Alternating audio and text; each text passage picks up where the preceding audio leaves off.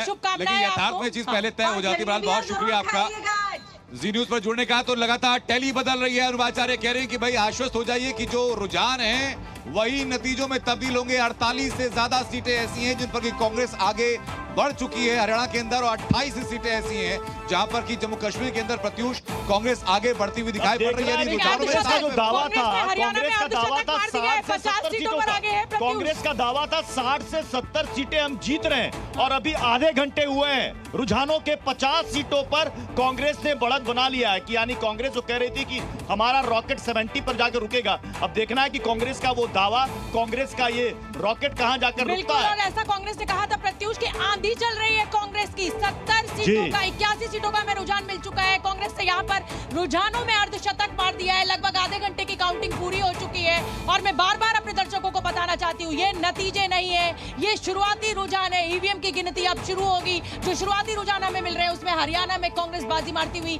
दिखाई दे रही है। जम्मू कश्मीर में 57 सीटों का रुझान मिल चुका है। यहाँ पर कांटे की टक्कर बीजेपी और कांग्रेस गठबंधन की दिख रही है। सज्जाद गनी लोन आगे दिखाई पड़ रहे हैं। उसके अलावा कुपवाड़ा से इस वक्त चुनाव लड़ रहे हैं जेकेपीसी से, और श्रुति चौधरी तोशाम हरियाणा से आगे दिखाई पड़ रही है। ये एक एक करके एक आप देखिए जरा जी न्यूज पर कितनी डिटेलिंग के साथ हम बता रहे हैं आपको। न सिर्फ ये बता रहे हैं कि रुझान में कौन सी आगे चल रही, कौन पार्टी आगे चल रही है, बल्कि एक एक सीट का रुझान भी आपके सामने कि एक एक सीट पर जो उम्मीदवार हैं वो आगे बेहतर कर रहे हैं कि पीछे आ रहे हो। जैसे जैसे आगे जा रहे हैं हमारा मीटर आगे आपको जाता हुआ दिखाई पड़ेगा। बिल्कुल अनंत, लेकिन यहाँ पर हरियाणा के आंकड़े पर आप नजर डालिए। जेजेपी ने अपना खाता भी नहीं खोला है, और ये कहा जा रहा था कि जेजेपी जब बीजेपी के साथ 2019 में चली गई थी, उसके बाद किसान वहां का जाट बहुत नाराज था। और मुझे लग रहा है कि नतीजों में फिलहाल जो शुरुआती रुझान है उसमें ऐसा देखने को मिल रहा है। आपको याद होगा शोभना कि दुष्यंत चौटाला के चाचा अभय चौटाला ने कहा था कि वो किंग मेकर नहीं किंग ब्रेकर हैं।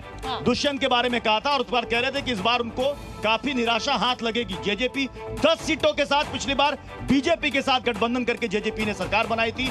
आईएनएलडी 2 सीटों पर लीड लेती नजर आ रही है। कांग्रेस दफ्तर की तस्वीर हम आपको दिखा रहे हैं। जलेबियां आंकड़ों में फंसे हुए हैं, मुझे तो जलेबी खाने का मन करने लग गया। कहा जाता है ना कि जीत के लड्डू, मुझे लगता है कि इस बार वो चेंज हो जाएगा, जीत की जलेबी हो जाएगा। जीत की जलेबी। बिल्कुल बिल्कुल अनंत, बताइए जलेबी खाने की इच्छा हो रही है कि नहीं हो रही? नाश्ते का समय हो गया है भाई। दूध जलेबी, रबड़ी जलेबी हरियाणा में खूब खिलाई जाती है। पसंद है। और देखिए टी शर्ट पहन करके हाथों में घंटियां लेते हुए जलेबी पूरी बांटी जा रही कांग्रेस कार्यकर्ताओं में। देखिए रवि त्रिपाठी जब सुबह में तस्वीरें दिखा रहे थे तो हुक्के का जो इंतजाम किया गया था, जिस तरीके से हुक्का के घर के बाहर भीड़ थी, अमूमन हम ये भाप लेते हैं दर्शकों को देख के, जो मौजूद कार्यकर्ताओं की भीड़ को देख करके कि नतीजा क्या रहने वाला है, और वही चीजें सामने आती हुई दिखाई पड़ रही है। नहीं अनंत, कई बार ये उल्टा भी पड़ जाता है। मैंने बहुत सारे लड्डू की पराते जो है वो वापस जाती हुई देखी है।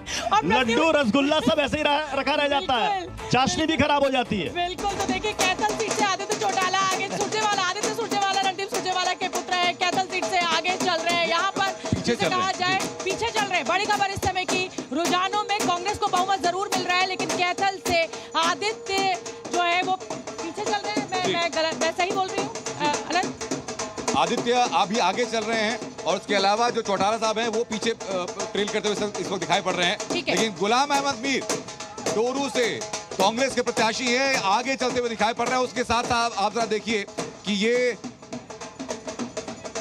और देखिए आदिल खान, आम आदमी पार्टी ने भी यहाँ पर अपनी किस्मत आजमाई थी। कांग्रेस के साथ गठबंधन में बात नहीं बन पाई थी, वहां पर आम आदमी पार्टी का खाता भी नहीं खुल रहा है, जेजेपी का खाता भी नहीं खुल रहा है। यानी कुल मिलाकर जो पूरा वोट ट्रांसफर है वो कांग्रेस को फिलहाल शुरुआती रुझान में हमें दिखाई दे रहा है। जम्मू कश्मीर में 61 सीटों के रुझान हमें मिल चुके हैं। कांग्रेस और बीजेपी के बीच कांटे की टक्कर चल रही है। पीडीपी भी यहाँ पर 3 सीटों पर हमें आगे दिख रही है। अनंतनाग की 7 सीटों पर कांग्रेस ने खाता खोल दिया है, 2 सीटों के साथ बढ़त। अंबाला की हरियाणा की 4 सीटों पे कांग्रेस 1 सीट पर आगे चल रही है, और हरियाणा में 52 सीटों के साथ बहुमत की सरकार फिलहाल रुझानों में कांग्रेस बनाती हुई हमें दिखाई दे रही है। और हमारे साथ देखिए आम आदमी पार्टी के आदिल जुड़ गए। आदिल, कहाँ हैं आप? तो दिख ही नहीं रहे हैं कहीं भी हमें तो टैली में। देखिए ये बिल्कुल शुरुआती रुझान है, अभी रिजल्ट आना बाकी है, लेकिन एक बात तो तय है कि भारतीय जनता पार्टी की अहंकारी, तानाशाही, भ्रष्टाचारी, जनता विरोधी सरकार, गरीब विरोधी सरकार जा रही है, ये बिल्कुल तय है। और हम लोग सारे लोग ये चाहते थे कि कुछ भी रिजल्ट हो पर भारतीय जनता पार्टी को जाना चाहिए, क्योंकि जिस तरीके से आप कांग्रेस की जीत पर को अपनी जीत मान रहे हैं। आपका खाता भी नहीं खुला है और आप कांग्रेस को बधाई देकर ही खुश हैं। देखिए इस देश से तानाशाही सरकार अगर जाती है तो हम खुश हैं। इस हमारी प्राथमिकता इस देश के लोकतंत्र को बहुत बहुत धन्यवाद। और देखिए, इस समय आंकड़ों का समय है और जल्दी से हम आंकड़े अपने दर्शकों को आनंद एक बार फिर से बता देते हैं। बिल्कुल, आंकड़ा देखिए, हरियाणा में 81 सीटों का रुझान आ चुका है। कांग्रेस अर्धशतक लगा चुकी है, 50 सीटों पर आगे है। बीजेपी 23 पर, INLD प्लस 2 पर और बाकी जो निर्दलीय हैं वो 6 सीटों पर आगे चलते हुए दिखाई पड़ रहे हैं। जम्मू कश्मीर में 90 में से 64 सीटों का रुझान सामने है। कांग्रेस 31 पर, बीजेपी 25 पर, PDP 3 और अदर्स 5 पर आगे हैं। विनेश फोगाट जो कि इस हरियाणा चुनाव में सबसे ज्यादा जो फेमस चेहरे रहे, प्रचलित चेहरे हैं, उनमें से एक, वो भी अपनी सीट पर अभी जीत की तरफ आगे बढ़ती हुई दिखाई दे रही है। टेली से आरती राव इस वक्त बीजेपी से हैं और आगे चल रही हैं। तो वहीं अभय चौटाला इलाहाबाद से इस वक्त सिर्फ इंतजार है। उमर अब्दुल्ला कुछ कह रहे हैं, उनको सुन लेते हैं। पार्लियामेंट में तस्लीम किया। आज जो भी लोगों का फैसला होगा, हमारे हुक्मरान जो हैं उस फैसले को तस्लीम करें, वही है। कोalition पर कितनी कॉन्फिडेंस है? एक वजन है जो कोalition हुई है एनसी कांग्रेस में। अब कोalition तो हमने की इसलिए कि इलेक्शन में कामयाबी मिले और इंशाल्लाह कामयाबी की उम्मीद रखें। जो कमेटी बनती है नॉमिनेशन की, उस पर किस तरह? किस चीज़ की कमेटी? जो 5 मेंबरों की होती है, जो MLAs वगैरह। देखना, इस पे तो कुछ वकीलों ने अपनी राय दी है। हमारे एक वकील जिन्होंने नेशनल कॉन्फ्रेंस की भी, वो लद्दाख के मामले में आपको याद होगा सुप्रीम कोर्ट में हमारे लिए कामयाबी हासिल की, उन्होंने कहा है कि गवर्नर साहब को अपने आप पे कोई इख्तियारात नहीं है कि वो ये सीटें भरें। ये सीटें अगर भरी जाएंगी तो असेंबली कायम होने के बाद और हुकूमत की जो राय है, पार्लियामेंट में भी यही होता है।